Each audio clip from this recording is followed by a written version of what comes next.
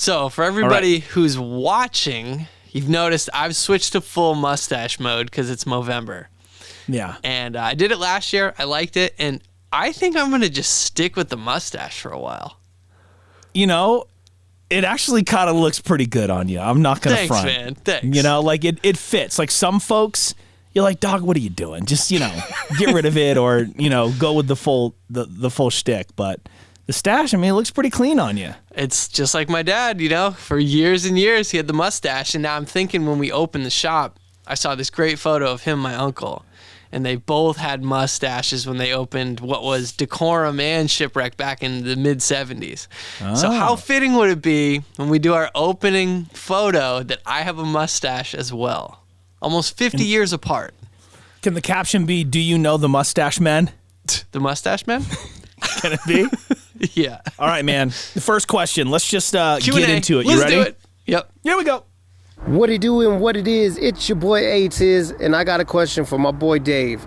I seen that you just picked up an estate, and I want to know what's the most valuable item you found so far. Wow, great question. Bro, not just me, but people have been keeping up with your Instagram story, and I tell you, I'm like, this is the ultimate documentary right here. You and your dad doing this. It's like American Pickers, but with cool people. Yeah. It's, thanks for that. It's been really awesome to do it with my dad because I'll give you the whole backstory on the house. He knew the woman who recently passed about a year ago and knew her sons. And so there was like a real relationship there.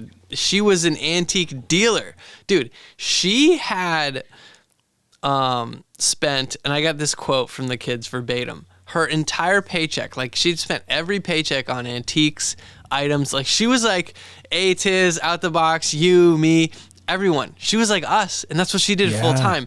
When you walk into this house, so it's like a 4-bedroom with a basement, living room, kitchen, dining room, and extra family area and garage, and a shed out back. Every single room was full of stuff. It was just full to the brim.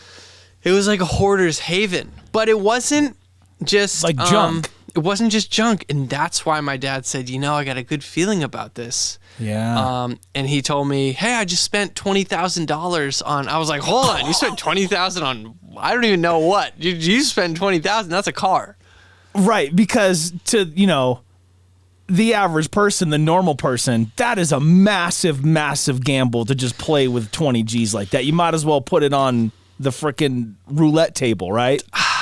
Well, yeah, because I hadn't even seen it. He goes, yeah, no, I walked the house for like 35 minutes.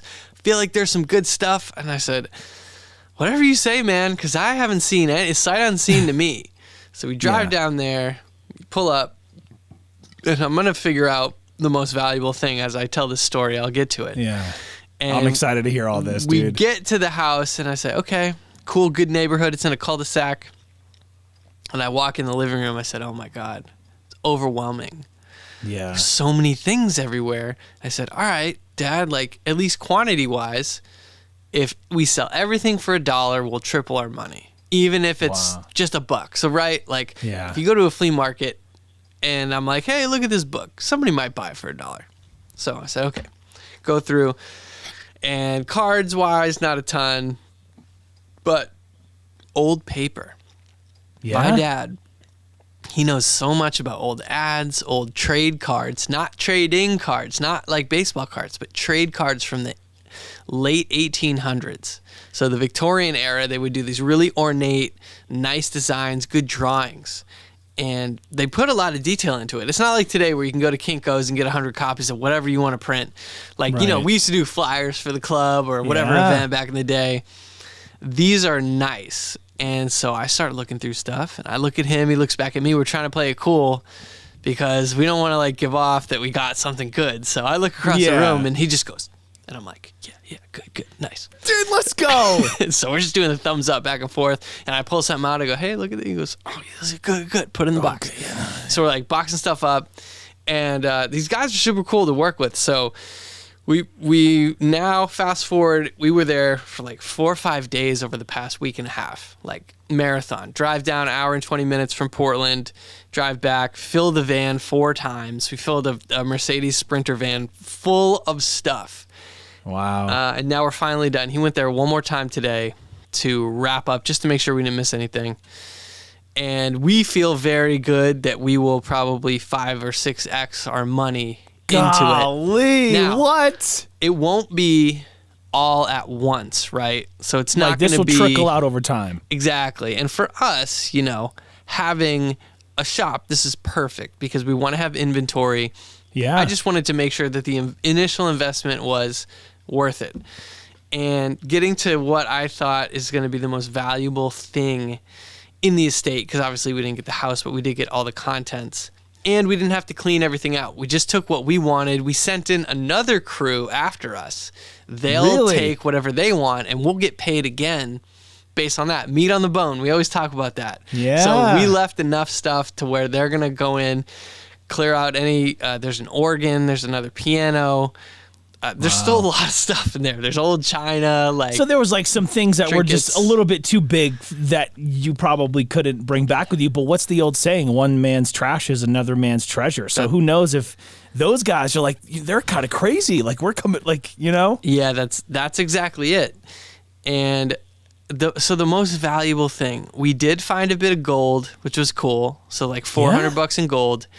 I think just initially, because again, we boxed everything up, just looking at the quality, saying, all right, this isn't beat up. This might be worth something. Just put it in a box and go. We're trying to go fast. I got about 11 old, milk crate wooden boxes. Moxie. It's got Moxie on it. Dude, Moxie. If you're not from Maine or New England, you don't know Moxie maybe. It's an old soda company. It's still around. And these boxes were like painted red and black. If you get the red and the black, it's a lot. That and a Boston Beer Company and a Canada Dry. But these boxes probably fit 12 big bottles.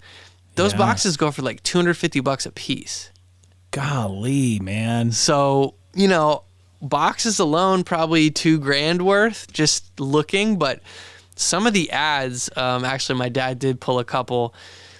Back in the day, instead of having, and by back in the day, I mean like the early 1900s, instead of having like a promotional photo like baseball players would have that they'd sign, it was a print. So it was like a drawing of a photo on newspaper paper. What? And it'd be like Harry Lord from the Red Stockings.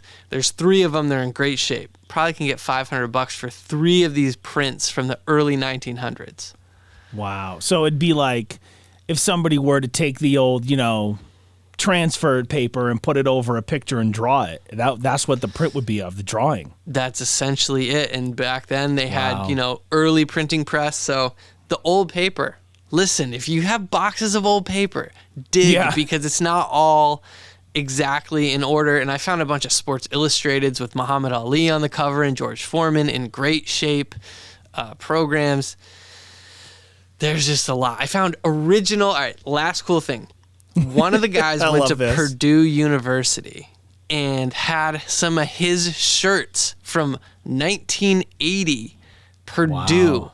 And so it would say like Purdue, like Boilermakers 81, original tag. So vintage clothing, right? There was an Allman Brothers band shirt from the late 70s. This thing was in a box in the bottom of a closet, and I said, oh my God, this is like a rare vintage tee. That might fetch a few $100s just for the tee. Right, especially if somebody that might have been the year they went to that school. Exactly. So there's just a lot of gems, and I think what will happen is probably in a future episode, I'll be like, JR, you don't even know what I just pulled out of the box. I didn't even know we had it. So now my dad's house is full of all the stuff. I had to go rent a storage unit that we'll get into tomorrow. Oh, man. It's just, you've been over here when he's had stuff, but it's a lot. Yeah. A lot. A lot of potential is what really comes to mind. It's a lot of potential. I just knew, I said, okay, if everything is just worth $1, this is still a good deal. Yeah. So I feel like everything's more than $1. I feel great about it. Oh, good, man. Now, do you think this is something that you and your pop would probably do more? Is it going to get to the point where you're like bidding on old storage spaces and like, Storage War style? Actually, my buddy Andy sent me a DM, and he asked if it was like that. Is this like Storage Wars? Do you have to like bid and whatever? And we had a personal connection, so we didn't. But it's intriguing. I think we know enough people that would take the junk that we don't want that I'd go and bid like $200 to $500 on a storage unit, just being able to look in. What is it on the show for like a few seconds to look around? Somewhere out there's got to be some Mickey Mantle cards. There's got to be buried in somebody's closet a box of just. I found a Hank Aaron card. That was the other thing. In a box of dryer sheets. I was like, oh, what's this dryer sheets? I was like, Hank Aaron. Oh, was that like an old trick back in the day to do that in the dryer sheets? I don't think so. I think this person just put stuff everywhere. And then, I found unopened Beanie Babies from McDonald's giveaway. Oh, cool. That's cool. Aaron Bear, the Britain Bear, the Eagle one, and those go for some good money too. So there's just a lot. It's really overwhelming, to be honest. Man, what a cool thing. I hope that not only will you be able to document all of this on here on the podcast, but I really hope there's some sort of visual as well, that you've been rolling film, capturing some cool stuff, because I think, man, just the build up to opening the shop and all the hunting that went on and rolling the dice on this $20K at somebody's home and having to get the storage unit because the house is too full. Like I just think that's really cool, especially if you can do like sit down confessional style with yourself, but also with your dad, because that stuff will live forever. And how cool would it be to have that? Yeah, so that's where I was thinking too. I said, let me roll a little B-roll every day, not a lot, because your hours are really spent sorting, searching, throwing things away. There's like dead mice everywhere. There's trash. There's it's everything. Some's clean, some's dusty. So what I'll do now is, now that we have it, I'll say, okay, so we went into this house, right? Sit down and do a confessional. Here's some of the great stuff I found. Boom. Yeah. Right. Cut to the B-roll. You guys won't imagine what was in there. I'm telling my dad, the shop is just like the place we exist. The content machine will end up making more money than you could ever make buying and selling things. Yeah. Content is king and content is cash, especially in this kind of world. I mean, so that's a great question, because I'm sure I'm going to have a better answer in like a couple weeks, like a new answer, which is fun. So my last follow-up to that before we move on to our next question is, Tiz asked you about, the potentially most valuable item that you found there. And my mind immediately goes to, was there something there that you found that maybe, I don't know, a mouse chewed through it and ruined its value, and you're like, oh, this would be cool, but it got ruined because of this, and you're like, damn it, we missed the boat. Yeah, I don't think these were like uber valuable, but there were these awesome starting lineup figures in the shed, and a mouse had just tore them up. Man, the plastic and everything. Through the plastic, through a bunch of like, these ones had like clothing. Like, most of the starting lineups, it was Lou Gehrig, Ty Cobb, and Cy Young. And the Ty Cobb and the Cy Young got even chewed on the rubber, like all of it. The Lou Gehrig one I was able to save, and it's just a little dirty. And those probably don't go for more than like $20 or $30, but I know there was some other bins in there. They probably got ruined. There was a leak in the shed. Like there's a hole in the roof of the shed, and it's not even worth picking the box up. And luckily, a lot of the tubs were tightened up and closed, so that saved stuff. And then some of the Life magazines with good covers just were old and tattered. And with magazines, if the cover's bad, it's over. It's done. Same with cards. So there were some good cards from the mid 70s, but if the corners are ruined, they're done. There's You know what's cool to me is I've learned that there are now both trade-in cards and trade cards. I had never known that in my 37 years on this world. So thank you, Dave. Yeah, they were just old ads. That's what they did. Cool. They handed a card. It was an ad. It's so cool. And our next one comes from the A1 Day One, Vicky Green out in Saco, Maine. Hey guys, it's Vicky. So, as we all know, it's no secret, this time every year, the internet gets all up in arms about when it's okay to decorate for Christmas. True. So, I want to know, because I live with a Mrs. Claus, JR, you know, when do you decorate for Christmas? And how early is too early and or acceptable to decorate for Christmas? Because we gotta let the turkey have its day. But some people think now is fine.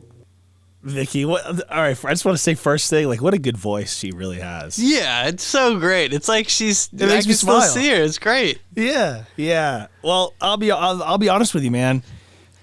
I don't have any of my Christmas stuff up at all. And if I think about that, it's because I live by myself. It's because I'm in a 1-bedroom apartment. Now, All by if myself. if I had like a family and children, A family? He's got a family. family. If I had a family, it would be different. I think I would get that stuff up a lot sooner, you know.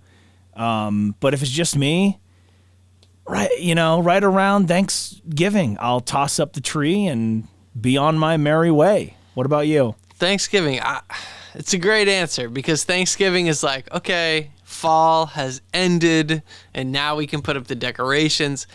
But that's not enough. So Ryan's wife, Kate, already has the Christmas pillows on the couch. And I'm like, she goes, is this too many pillows, Uncle Dave? Yes, it's way too many pillows and they're Christmas. It's too many.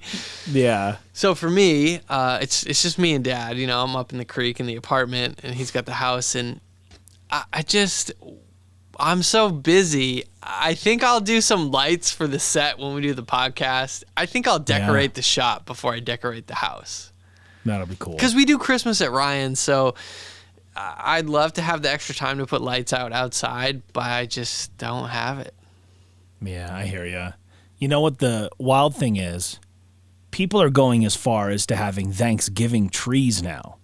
That's not a real thing. This does not make this a thing. Let's just cancel that whole idea. They're really doing this. What are they hanging up? Ornaments of like drumsticks and like pilgrims?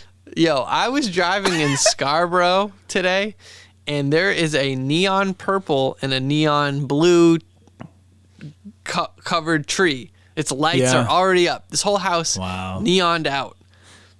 It's November 12th. Relax. As of this recording, yeah. Relax. Man. But it's up. It looks good. It's just too soon. Right. Well, I can't give people crap that want to decorate for Christmas, early, because Halloween is my favorite holiday of the year. So if I can start, experiencing Halloween things even in September, it's like, oh, I get to, make it a little longer and then hang on to it a little bit more in November. And, they each their own. But yeah. You don't have a big 50-foot skeleton outside your apartment, like hanging the lights? Because I love when people do that. They leave them up and they put like Santa hats on them and it looks like they're decorating. Well, that's pretty clever. I like that. Yeah, I'm a fan of that. Leave them up all year. Just change them with the seasons. I don't know. Yeah, my decor basically was like one pillow on the couch and it said boo. What do you flip it around and it says ho ho? No, it's just black on the back. Oh, okay. So it's just neutral.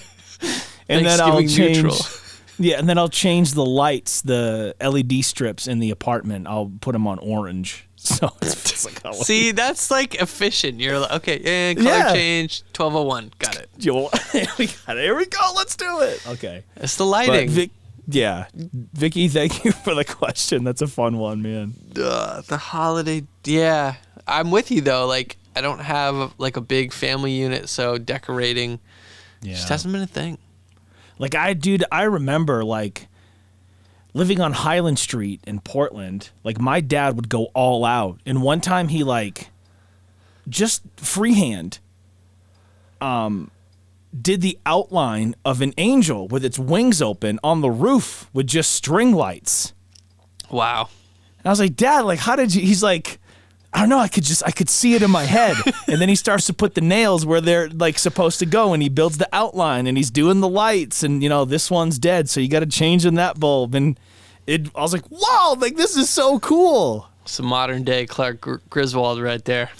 Oh, basically, yeah, for real, man. What a vision. Yeah, I'd love to have the time to do that. I know my buddy Chris down in Marblehead, he spends time he's like measuring, all right, how long do I need this light strip to be? Because he wants it to be clean, and he wants his house to be, presentable and looking like in the Christmas spirit. I don't know when he starts, though. I don't think yet.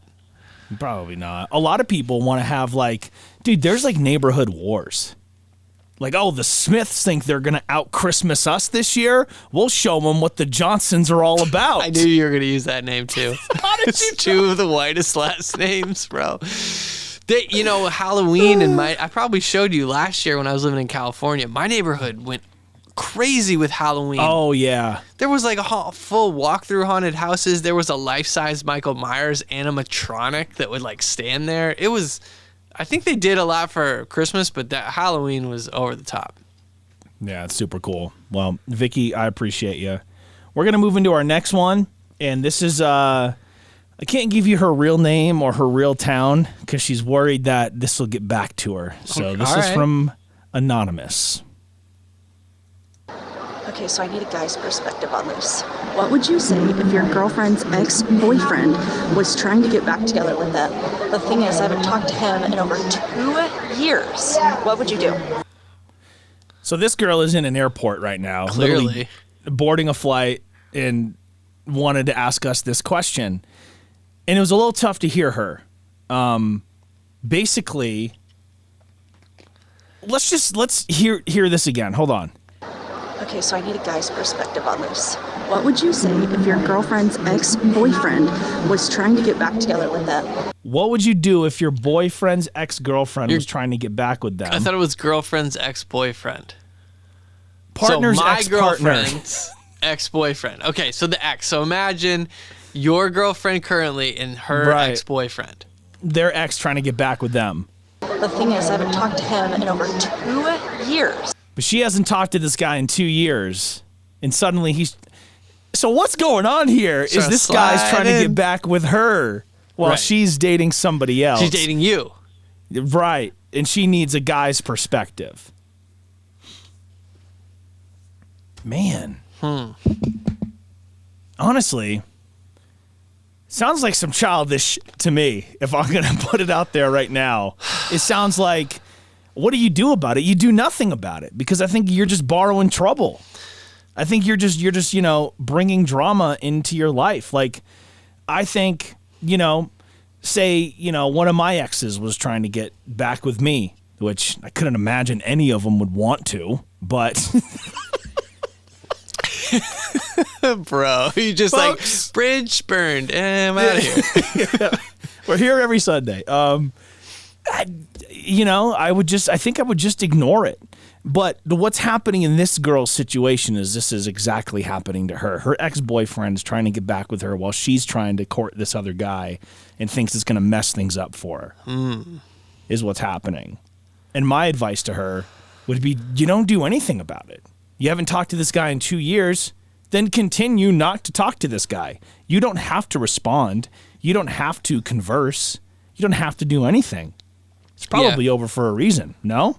I agree. Continue to ignore. It's about boundaries. I've been having an issue with someone trying to get back into my life and acting very, childish and expecting a response. And I think it's important. I think it's important to remember, you don't owe anyone a response. No. What's the entitlement behind, well, you have to tell me. I don't have to tell you anything. And Nope. I think a lot of times, I was just talking about this today with a friend. What? A lot of times, girls will say, oh, I was ghosted. No, let's rewind it. There are many times when you get ghosted legitimately. I'll give you that. Oh, yeah.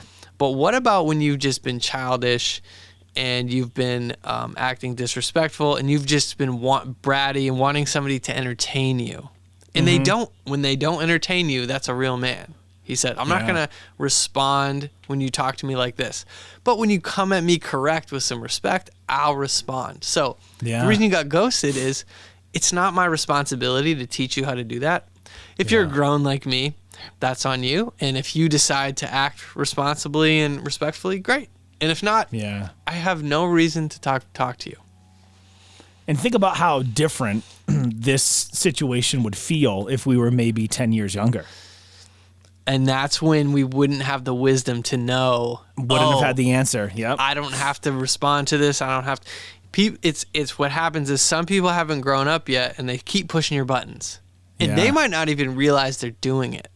Mm-hmm. Now, the manipulative ones, they know they're doing it. They know they're pushing your buttons. But some people don't. And you say, oh, I'm recognizing you're pushing my buttons. I'm good.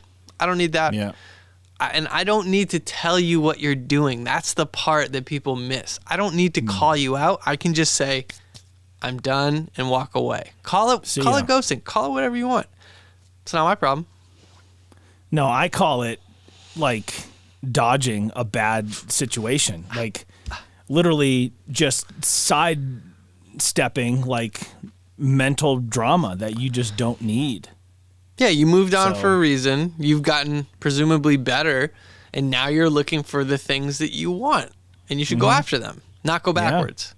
Yeah. Well, I hope this dating wisdom was good for you. Dating wisdom appreciate from your boys. From your boys. All right, our next one comes from my girl Liza out in Colorado Springs, and this is kind of a two-part. I had to kind of piece this one together. She kind of had a lot to say. Hey, JR, question for you. Do you think OJ did it? That's so long ago. I feel like we shouldn't even address that. Yeah. Did what? He did a lot of things. Yeah. The gloves didn't fit, Dave. We're moving on. Okay, last one. This went viral a while ago, this question, but do you think there's more wheels in the world or more doors in the world? Highly debated. I want to answer this with you on 3, because I think we're going to have the same answer. Are you ready? Okay, I'm ready. So 1, 2, 3, blah. Okay. 1, 2, 3, wheels. Yeah. It's got to be, right? Yeah, think about it. Back in the day, there was just openings. Opening to my cave, opening to my hut. And then one day said, hey, we could put up, I know you got that great, sheet. Opening. We love it. Listen. We love it, Jeff. We love your sheet, but we can put this thing called a door. It's sturdy like your wall, but it's a movable wall. Yeah. What about my beads? Remember we used to have beads hanging down from the door frame? And you just do the hello. Yeah. That was such like a hippie thing. Like I feel like anybody when we were kids, if they had beads, they must smoke a lot of weed. Oh yeah, dude, they're bead people, and they must have a lava lamp. Because if you have beads and not a lava lamp, what are you doing? 100%, bro. Wheels, but there has to be more wheels. I've never referred to DJ Dex as the doors of steel. It's the wheels of steel. Thank you. So that's my argument. But yeah, I do recall that question.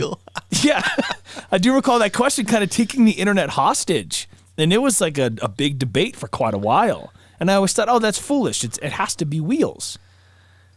Yeah, because you're presuming that there's so many people had their own structure that would require a door, or multiple doors. Everybody had a little chariot, wagon, something that needed to roll along. I feel like they invented the wheel a long time ago. Yeah. Openings, not doors. The only thing that really messed with me about it was I go, okay, well, there's 4 wheels on a car, and what if it's a 2-door car? Then I go, oh, wait, the trunk and the hood. So wait a minute, there's just as many doors on the car as there is wheels. And then I go, well, no, that's not right, because you have your steering wheel. And then you have the little, does the knob to turn up the radio, is that a wheel? I don't know. It's a gray area. I think the point of that is it a wheel that moves? Right. So or like a wheel in your watch to move. yeah, You know or what I you mean? could call The it a face. gear though. They could, It's but it's technically a not wheel. but it is a wheel. It is a wheel. Like when they invented the wheel. Oh, this is If great. you wheel, If you wheel, folks, if you wheel, there's a windmill is technically a wheel. Like right? a grain silo, you've got a wheel. Power was generated with like a wheel at the river. I mean, Yeah. there's a lot of wheels. Yeah, I think the last thing I'll say on this is there is a band called The Doors, but there's not a band called The Wheels. So I'm just going to leave that out there. All right, and Three Doors Down. Wagon Yeah. Wheel, though? Darius Rucker did sing Wagon Great Wheel. song. Great song. So how Great many times has song. that been sung? Yeah. that's a Karaoke? good- I mean, come on. Right. That's a good one. All right, let's keep it on trucking here. So these are pretty good. Trucking? These are good. Trucks have wheels. They have doors, too. Yeah, and that's the thing. Like that's where like you could try to convince yourself either way. Tomorrow, you know? I'm going to have a different answer. I'll Yeah. text you. Yeah, ask your dad and text me. Oh, he's going to have the best answer. Yeah, it'll be great. This next one comes from our boy Luther Tube Sock. Hey everybody, it's your boy Luther Tube Sock here in Thornwood, Colorado. Yep. And I got a question for my boy JR. Out of the 3 Back to the Future movies, which one's your favorite and what's your favorite scene out of it? I gotta know and everybody else wants to know. It's your boy Luther. Let's go. Movies. I love Luther's Dude, voice. Luther. man. Good question, Luther. Yeah. Well, Back to the Future is the greatest piece of cinema ever made. I think we can both agree on that. We both do agree on that. Yeah, it's unbeatable. It's unbeatable. It's perfect. Yeah. He said, what's your favorite one? Back to the Future 2. As much as I think the first film is the greatest piece of cinema ever made, number 2 is a better movie. Because you get everything that part 1 did right, and then you get all the new elements of part 2, and part 2 is happening during part 1, so you're getting the best of both worlds. It's Hot Ice Dave! So technically, that means technically number 1 is number 2. Because number 1 includes number 2. But number 2 includes number 1. And the DeLorean had wheels. And doors. 2 doors. Gullwing. My favorite scene in part 2 is it's a tie, okay? And this is our show, so I'm going to say this is okay to do. All right. I'll allow it. It's the first one is when Marty is back in 1955 at the Enchantment Under the Sea dance, and he has to make sure that George knocks out Biff. So you get it. He's got the antenna. Doc, I'm here. Yeah, Doc, come in, Doc, let's go. And he's watching himself at the dance, and he's watching his mom and George and Biff and Strickland, and he's trying to get the Gray Sports Almanac, but then it's not there. Yeah, it's the Ooh La La Ooh La magazine. La. And he's crawling across the thing, and the goons are like waiting for him, and he has to drop the weights on knock him. him out. That was great. Yeah, because if the timing gets thrown off on the previous, like it's stressful. It is. It's like nail biting. And then my other favorite part in part 2 is the hoverboard chase. Those boys don't tunnel. walk on water. You need power. Oh, that one. Oh, that one's so good. Yeah. And dude, funny enough, I was out the box today filming some stuff with the guys, and they had not only Marty's hat from Back to the Future 2 for sale, but they had the Mattel hoverboard for sale as well. Man. And it's super sweet, dude. I actually filmed something of it today. So dude, I'm looking forward to seeing that. Yeah, I'm going to piece it together. Yes. What about you? What'd you say out of the 3? And I know number 3 gets crapped on a lot, but I love, Mr. Eastwood. I think about this. I don't know why I do, but like every day, it seems, or at least every week, I want to watch the movies.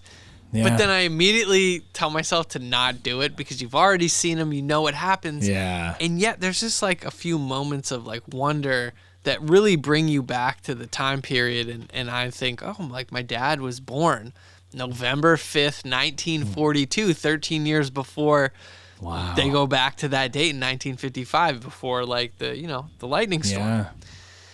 And I'm like, man, I wonder what it was like. So it's cool to start watching the movie.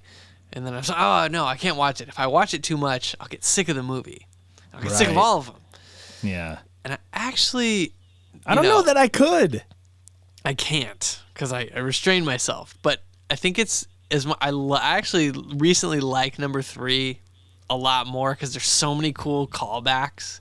And he's wearing the Nikes. What kind of moccasins are those? You know?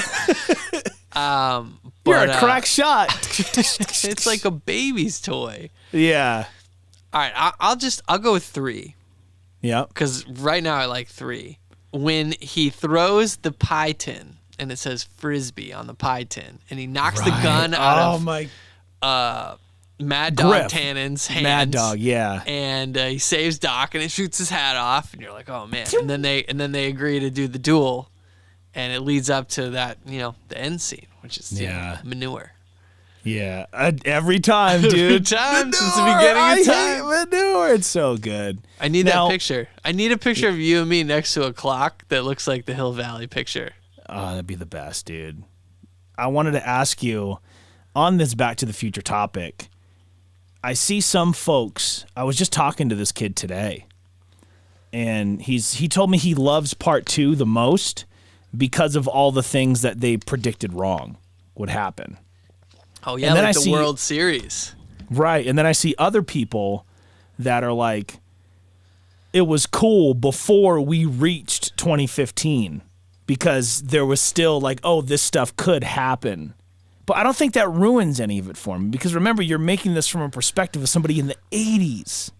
Yeah, so that would have been literally 30 years before. 85, 95, 05, 15.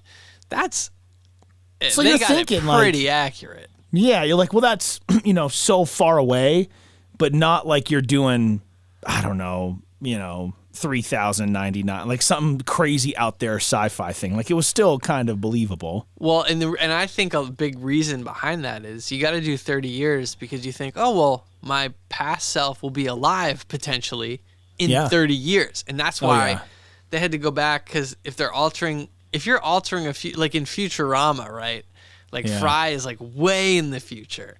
Like none of his relatives are, well, technically one of them is like alive, but like everybody else died off. In this, you can like meet your parents again. You can meet yourself. So I just think, with the 30 years, I don't think it ruins it at all because even leading up to it, it was cool to see. But after the fact, you can quickly look back and think, actually, the Marlins did play in a World Series.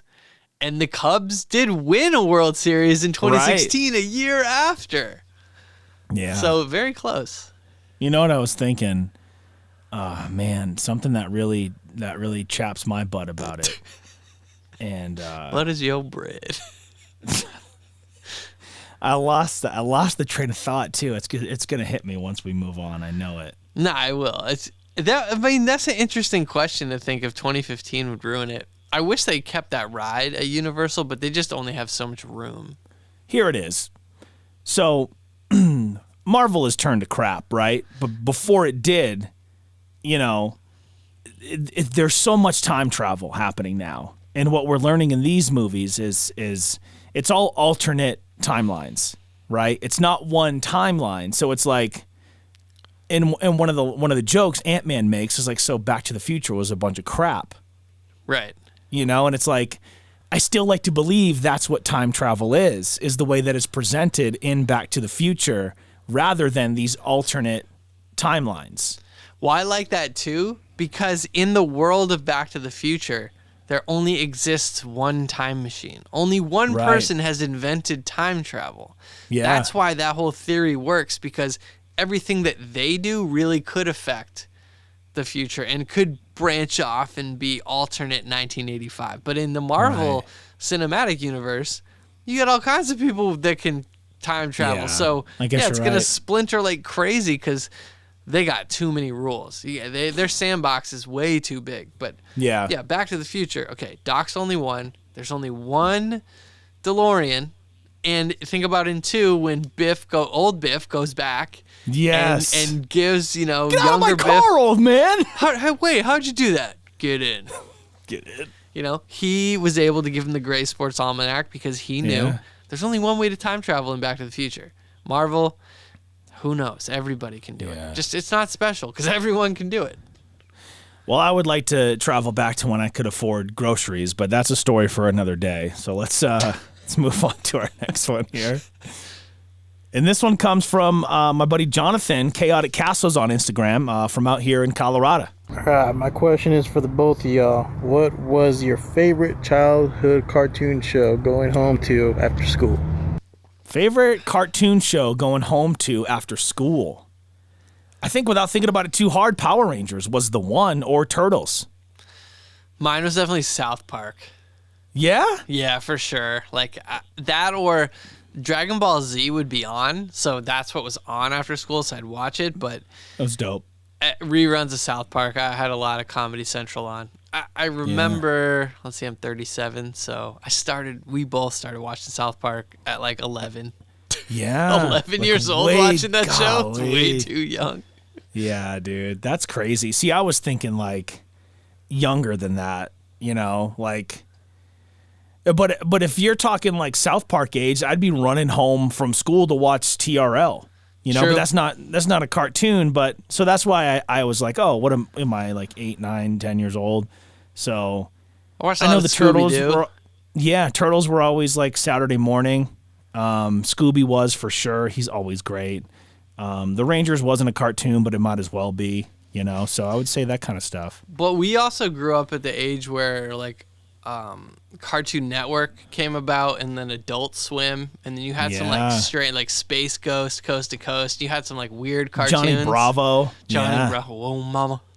Oh, my. Somebody said the other day, it's like the whole point of that show is the guy was just trying to get a date. He was just trying to get Yeah. laid. Like there was no plot. It was just Johnny Bravo getting shut down by every woman he talked to.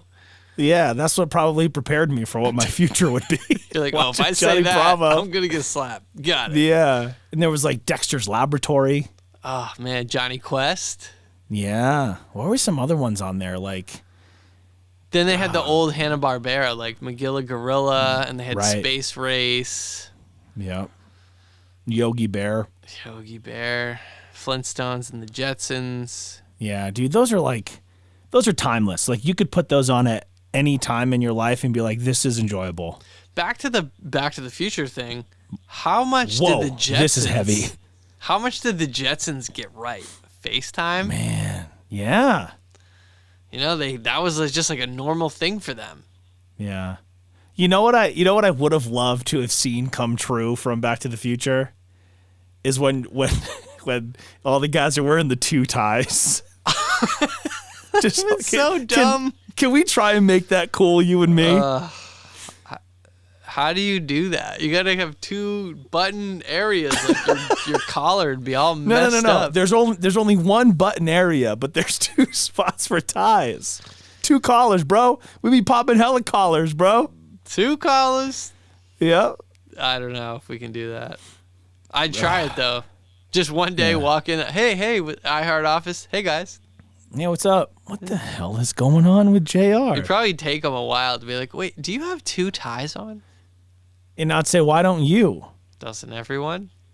Yeah, and doesn't everyone? Hey, if you want a Pepsi, kid, you're going to pay for it. That's what I'd say to him. That's what I want, which probably is real.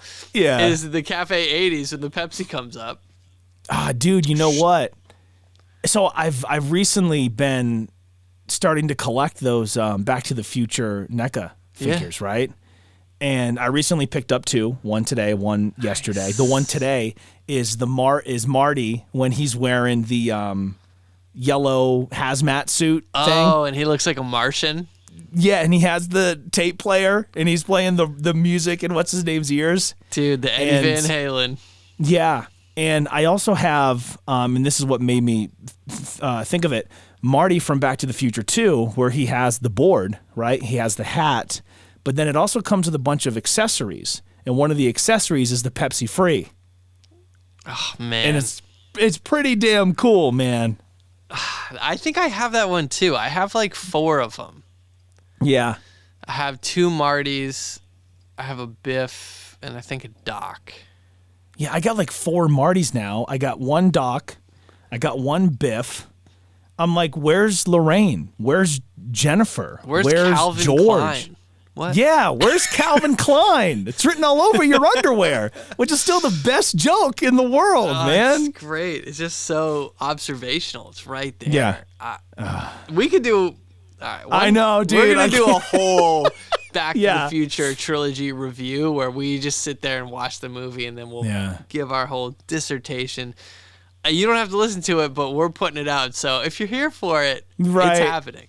We'll do the old 3-2-1 play and give our own commentary and tell you about the time that we ripped off the scene of Marty in the hazmat suit playing the music to George and talk. You know what I mean? Me and Dave did our own version of it, which was pretty, I don't know, dude. It came out pretty cool. It did. 2015, 14, 15, something like that. 2015. Yeah, dude. Yeah. We got some skills, some We filmmaking got some skills. stuff. Yeah, man. Shoot. All right, pull this that next video one. up. Yeah, it comes from our boy Joey Bootleg. Joey Bootleg. Yep. So, seeing as you two are super big about buying and selling toys these days, Dave, tell JR, do you have any regrets of the action figures you used to have being loaded onto 2x4s and sent down the river and over the waterfall? Do you feel like those toys could be, resold these days if they weren't sitting in the bottom of a marsh somewhere? And also, Jeff, don't get too high and mighty. Do you regret putting the toys in the middle of the street for 18-wheelers to run over? High and mighty. Wait, Dog. I don't remember doing any of that. Did I do that? Did I put I them? played the fifth. I know for a fact we used to strap G.I. Joes and the like to bottle rockets at John Shea's yard, and they would launch and they would explode. I don't remember putting them on 2x4s. I would need photographic or video evidence. I can't say I didn't do that. It sounds like something I might do, Right. but I just don't recall. Can you take out the camera tomorrow and maybe like a snorkel and see if you can find some figures at the bottom of that waterfall? Can you? No, I'm not doing that. No, it's probably not safe at all. No, it wouldn't. It'd be out into the ocean. Yeah, I loved how he was like, and you, Jeff, don't get high and mighty. What do you mean? Yeah, I mean, I definitely recall living on Central Street. I remember one time we put a Sting poster in the middle of the street and for people to run over. We thought it was funny. A poster? Yeah. And then I guess we did it with figures too. But gosh, that hurts my heart that I would have that's like very Sid of me from Toy Story. And I don't like that, you know? That's not cool. There's a little Sid in all of us, I think. Yeah. Luckily, I grew out of it, you know? Think and now, about it, dude.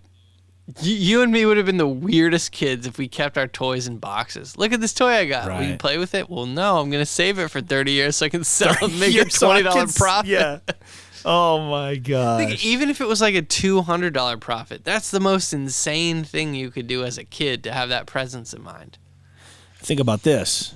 Bringing it back to the future again real quick. Of course. What if you and I could hop in the old DeLorean, right? And we could go back to our, 13-year-old selves when you and I first met, right? And just be like, hey, get out of my box of wrestling figures, old man. Then I'm like, listen up, kid. You're going to hang on to these. And when you turn 37, Dave's going to open up a shop and you're going to become a collector. Hang on to these. And then boom, I wouldn't say we'd have a fortune. We'd have a couple thou, maybe. Right, but we have a couple bands sitting in the bank because of that. And I would take it a step further and say, I would convince us, our younger selves, to convince my dad to give our younger selves money to go buy all the Michael Jordan and Kobe cards we could get our hands on. Oh, my goodness. Yeah. Because all those Topps Chrome boxes were in Walmart and nobody knew. Think about that. If we had the market cornered on Topps Chrome, that Kobe card is a $50,000 card. Golly, that would make us or I'll do you one even better than that. We went to Toys R Us and just bought as many N64s and as many games as we could and just kept them in a box. Yeah.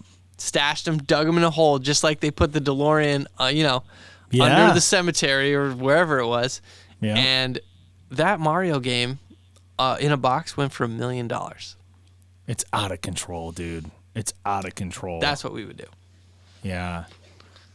There was a N64 at Out the Box. I sent you a picture of it. I didn't remember some of the artwork that was on there, but there was Kobe was on there. Yep. For, I think it was NBA Courtside. Yep, there Courtside. was Yep. Griffey was Yep. on there. Then you had a 1080 snowboarding. Yeah, and Mario, of course, was on there. It's just, I have a converter to where I can play my N64 on the flat screen now, but for some reason, it's just me, so it's not as fun. Yeah, you need 2 people at least for GoldenEye or Mario Kart. Or Mario Party. Yeah. Cool. One of the cool things about it, speaking of our pal Joey Bootleg, he's also like Joey Storage, we could call him. Yeah, he's got everything. He has like digital stacks, bro. He so does. one of the things that he managed to keep was an original N64 memory card that had all of our created wrestlers from WWF No Mercy on it. Oh, man. So all of them, and you could create so many. So we would make different guys with different, looks and make up their character and what their voice would sound like and what their song would be and what their moves would be. And it's like, holy blast from the past looking at that, dude. My guy's name was X-Con. He had never been to prison. It just looked cool on paper. Capital X dash capital C small O. He's a double convict. capital N. He's a Yeah, con. he's a con. He's a con man. And that translated into real backyard wrestling. But Yeah, it did. the funny thing that you called him X-Con is how much of like playing with figures and playing video games did that keep you just out of trouble? Yeah. And especially wrestling in the backyard. Yep. It's like all the other kids are out at keggers in the woods, or they're, smoking pot or just doing stuff they shouldn't be doing. And then it's like, well, where's Jeff? Oh, he's putting his buddy through a flaming table in the backyard responsibly. Yeah, at least it's close by. Somebody can call 911 quickly if needed. And they did. Trust me. The fire department came one time, dude. It was rough. Rough. Man. And one time my Tim's nephew, Jake, he caught on fire.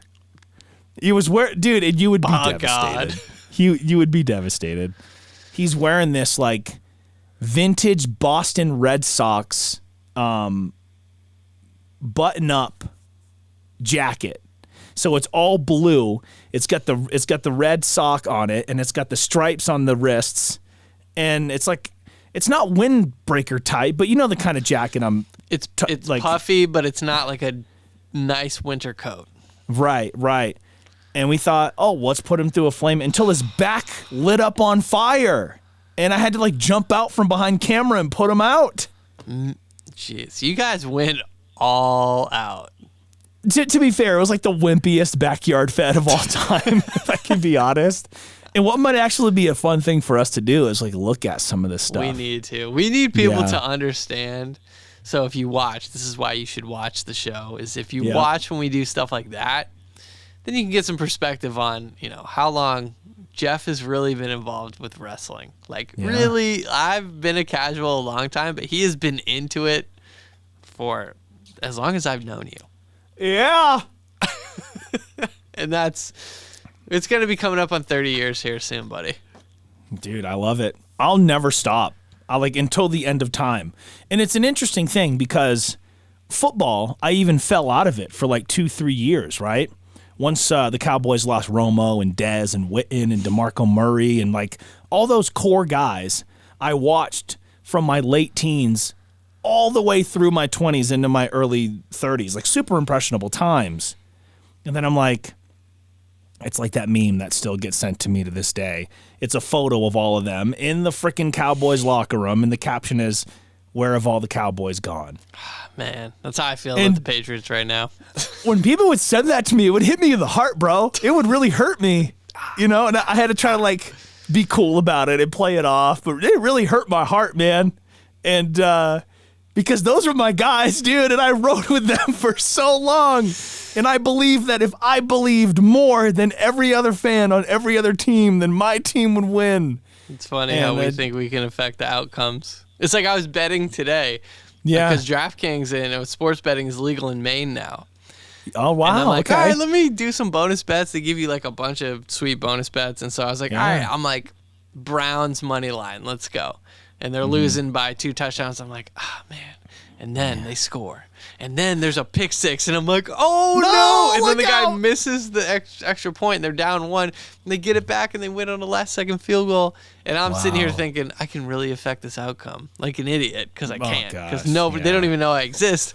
Whatever. No. I'm $80 richer, so good job, Browns. And I've come to, accept that now. But, dude, I tell you, man, some of those games, like, I would get closer to the TV and closer and closer, and I'd cross both fingers and hold them up like this and get closer. Yeah, and if it was down to like a field goal, I'm crossing my fingers, and I'm doing the, one eye closed, trying to match it up with the goalpost on the screen. Willy. Oh, man. Hey, it's like they say, it's only crazy if it doesn't work. Yeah, well, it didn't. It's crazy. Everyone championships since I was wearing overalls at Longfellow Elementary School. Bro, I always think of you when they put on Daryl Johnston because I'm like, man, that dude has white hair, and he was probably on one of those last Cowboys teams to win a Super Bowl. I'm like, damn. Yeah, he was, Dave. Yep. Yeah, that's almost 30 years ago, 95. I know. Think about that. I even had somebody ask me today, why are you a Cowboys fan? Aren't you from New England? And I said, yeah, well, here's the thing is my mom was the biggest bandwagon fan, and it seemed like whoever was popping at the time she was into. So when I was real young in the early 90s, the Cowboys were the team. So she would get me the jerseys and the hats and the mittens and the this and the that and the stickers. Your mom's fault. No, it is. It's all 100% her fault. And then I fell in love with the star, and it's been fucking pain and misery ever since, dude. Ever since. Well, looking okay this year. Yeah, I mean, we should have beat the Eagles, though. We'll see. All right. Our last one comes from my sister, and I don't remember anything she's talking about here, and I'm hoping that you do, because I don't remember this at all. Do you remember when you guys had me prank call Dave's brother Ryan and pretend I was a girl from school that had a crush on him? And we even went as far as setting up a time to meet under the tree. What Bro, tree? why did we do that? And it sounds like something we would do. Oh, totally. But I don't remember that. Man, I wonder if Ryan does. I'm going to have to ask him. All right. You guys, we're going to have to do like a cliffhanger, and I'll give you the answer if Ryan remembers on the next episode. Yeah. But I have no clue. It sounds like us. Oh, yeah. Hey, you know what? Oh, we should call. Yeah, your sister. She's a girl. Like, let's pretend that she's somebody who likes Ryan. Yeah. We can just give her this name, and she's from whatever. Yeah. No. And then we're all just giggling at the tree. Tell the tree. What tree? You know, the tree. The tree. Yeah, we'll meet under the tree. Yeah, it's Maine. Come on, be a little more descriptive. Yeah, what was it like? There was a story about Boo Radley at his tree. Boo Radley's apple tree. Yeah, we're gonna meet. Yeah, tell him you want to meet under Boo Radley's apple tree. What? That's like the whole plot to Deeds. Yeah, I'm from Winchesterton, Fieldville, Iowa. Oh, Dr. Pepper. Yeah, that was my doctor. Yeah. Oh, yeah. Oh, dude, it's so good, man. So good. But yeah, that's all the questions we have for today. Some pretty good ones, some silly ones, some thought-provoking ones, and some that we're gonna have to get back to you at a later date on. The cliffhanger. I will find out. Yeah. If Ryan has any recollection, it's podcast worthy. Yeah. For some reason, my strongest memories with Ryan is us nearly fighting on a stage one time during a gig. But the better ones are us hanging out at the creek, going to the mall, getting matching clothes, matching shoes, and going to the Galaxy together in the summertime in OOB. Clubbing, bro. Dude, Galaxy. R.I.P. R.I.P. Teddy Williams. Teddy Williams. Anyhow, for Dave, I mean, do you have anything else? I just have all this stuff in my house, and My whole life has been consumed by opening this shop, so don't worry. You stick around for the podcast. I'm gonna have tons of updates. Double Play will be opening. My hope is early December, and hopefully we'll hit it right before Christmas. Insulation went in today, and that means probably drywall is going up tomorrow. Pretty soon you'll be decorating, Bub. Yeah, so I'll be like inside. It's just pretty overwhelming. It's really taken a lot of my energy, and like doing the podcast is fun because it's the one thing where I don't feel a lot of pressure. It's just like, I get to chat with my bro, and that's all I have to do. Right, and it's like an hour before bed. Like, I mean, just this is money, chill, dude. Yeah, it's cool. And I'll be real excited to see how things progress with the shop and everything that you have going on, and how things are progressing in my career out here in Denver, because I just finished up 2 years here, November 1st. 2 years. Let's go, dude. 2 years. That's incredible. High. Went by fast. Yeah. And I'm starting to like it here. And I'm already thinking fast forward to next year around this time, it'll be finishing up 3 years. So I have a 3-year deal with a 4th-year option. And I'm wondering, are they going to try to negotiate after 3, or are they going to say, hey, I don't know what's going to happen. We got a lot of discussions to have behind the scenes here. Which is why it's exciting. So for Dave, my name is JR. This has been Hanging with Homie. Please like, comment, subscribe, and share all 4 if you're feeling up to it. And most importantly, remember, it's cool to be you. Peace.